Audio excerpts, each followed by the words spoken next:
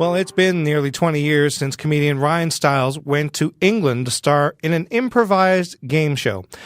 Whose Line Is It Anyway eventually crossed over to be seen on television in North America, and Ryan went on to star in a U.S. version of the show with fellow comedian Drew Carey. After Whose Line ended 5 years ago, some of the cast members stayed in touch and have continued to tour. Who's Live Anyway was on stage in Edmonton and Calgary this past weekend, and I spoke with Ryan Stiles this week about old-style comedy, being part Canadian, and rumors of a new Whose Line TV show. Well, welcome back to Alberta, for starters. Love Alberta. Big fan of your beef and your snow. We didn't get you any snow this time, just a smidge of rain, but I guess if you go further north, you might get some And snow. you had no snow this winter, did you? A couple days? We outlawed it. It was Vancouver had one day, because I live not far from Vancouver, and we had one day, and it's there's no climate change. Everything's fine. Everything's good. When you first got the Whose Line gig, what did you know about what you were getting into? I didn't really know anything about the show. I mean, it had only been on for 1 year at that time, and I was working at Second City at the time, and they were auditioning at Second Cities and the Groundlings and all these improv kind of holes. I just knew I wanted to go to Britain. I'd never been to Britain before, and once I got over there, everybody was very friendly, and improv's improv. It doesn't matter where you are. Once you get in a studio or in a theater, crowds are all the same, I did speak in a British accent for the first 4 shows until they told me I didn't have to do that. So I referred to my apartment as, or my bathroom as the loo, and they told me, you don't have to do that. People know what a bathroom is here. But a British season is, 6 shows. So, but we didn't do them all in a row for some reason. That would be too much. So I took, 3 trips a year over there. We only shot on weekends, so you'd have the whole week off, and it was nice for a while, but I don't miss it. Given now about 20 years since you first did those Whose Line episodes, what's similar about improv and what you do, and what do you think has changed about entertainment in that period of time for you? It's basically the same. I think the main difference is those 7 or 8 year olds who started watching us are now 22, 23.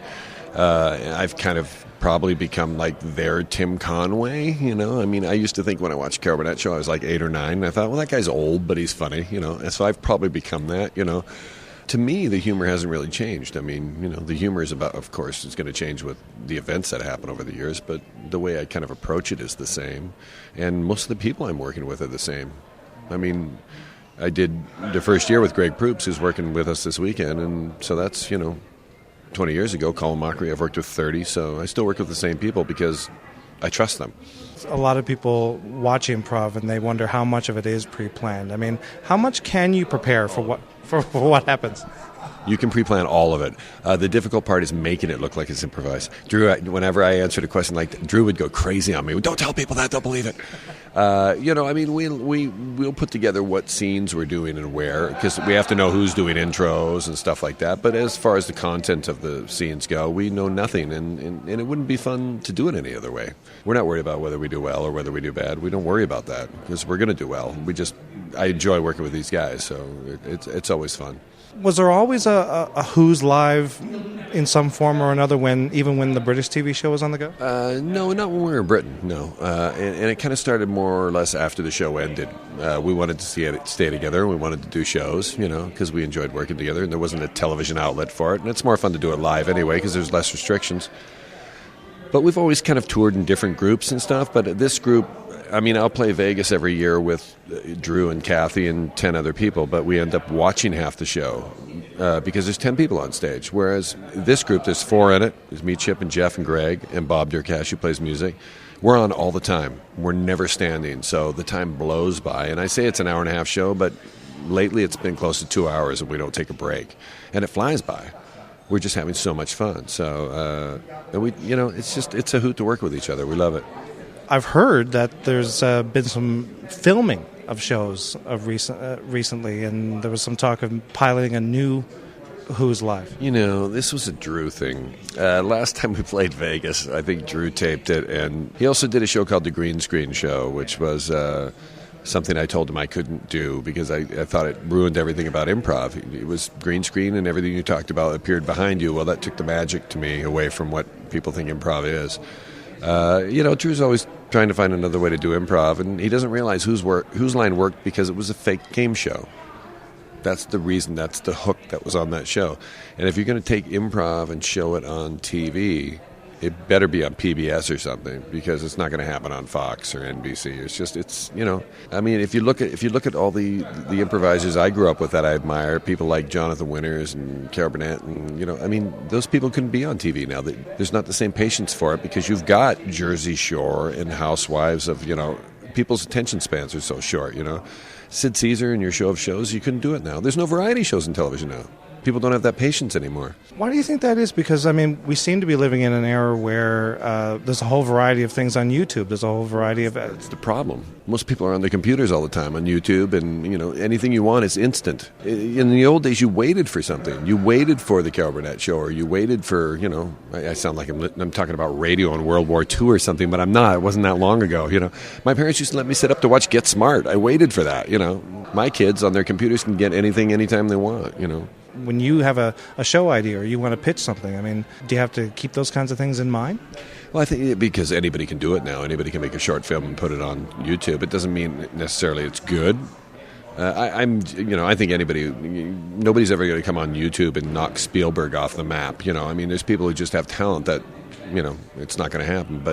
But it's just it's the influx of just bad stuff, and now you have to weed it all out. If you watch Funny or Die, Will Ferrell's thing, it's you'll watch 100 things and maybe 2 are funny.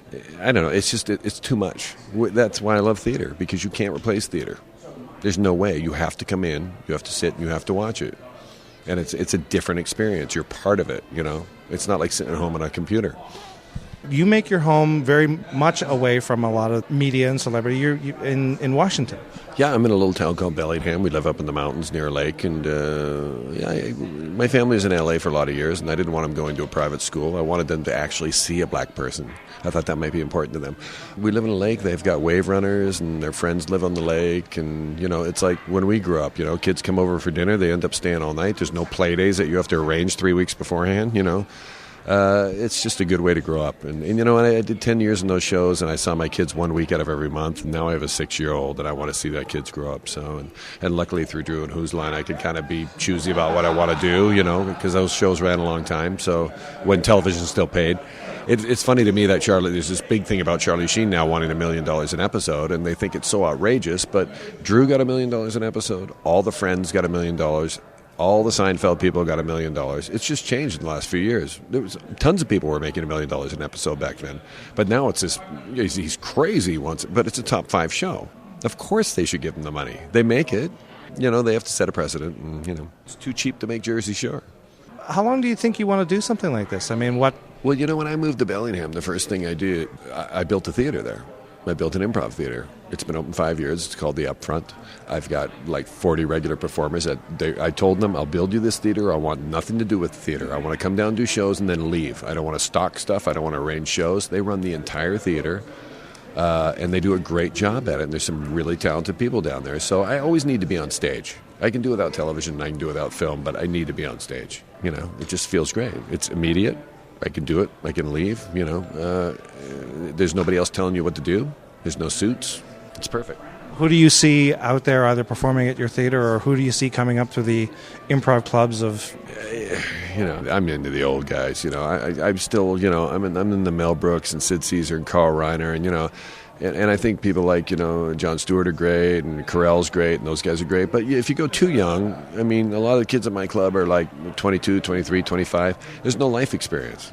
They don't know what they're talking about on stage. They've never had kids. They've never been married. They've never had, you have to be older. I don't think life starts till you're 30, quite frankly, as far as improv goes, because you have nothing to draw on. But I'm into the old guys, man. I love work. And I've worked with Carol Burnett. I've worked with Sid Caesar. I've worked with Robin a lot, and Jonathan Winters I've worked with. So that's the one great thing I got out of improv, was being able to work with these people. Because if I was doing stand-up, I wouldn't have, and they're geniuses, and it just keeps going. But the 22-year-olds will be 50 one day, and then they'll be doing what we do.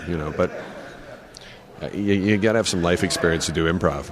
Let me ask you about the connection between you having the duality of Canadianism and Americanism. Well, I grew up in Canada. I lived there when I was 10 and grew up and lived there all my life. And I'm still an American citizen, but I have dual citizenship. And I'm still a huge Canucks fan. When I watched the Olympics, I was rooting for the Canadians. I wasn't rooting for the Americans because I think they're arrogant. And, even the coverage on TV, I thought, I thought the Canadians did a better job covering it. Everything in the U.S. is like, let's go to the small town and meet where our figure. It's all documentary stuff on the, and they don't cover any other countries, where Canada does. I'll still watch Canadian news or BBC News or something because I just don't want to watch, CNN or Fox or, There's things about Canada. I love the cheese. I love the chocolate. I drive over the border to get cheese and chocolate, I'm telling you. And Canadian bacon. Canadian bacon in the States is not Canadian bacon. It's just ham. And I call runners sneakers. Yeah, I call it a toque. If you say toque in the U.S., nobody has any idea what you're talking about. Ryan, thanks so much for spending some time with us. Thank you. And CBC is a network, right? Yeah, there's a few of us around. It's a little bit of coast-to-coast coverage. You might even catch us out in Vancouver way. Did you do the Beachcombers? Yes. I remember that. That was ours. That was on for 47 years, was it not? Just about. Just wrapped up, actually. Shouldn't there be like a new Beachcombers, like a new Melrose Place? Don't tell anybody we're working on that. Right, okay. Ryan, thanks. Thank you. There should be a new Beachcombers, actually.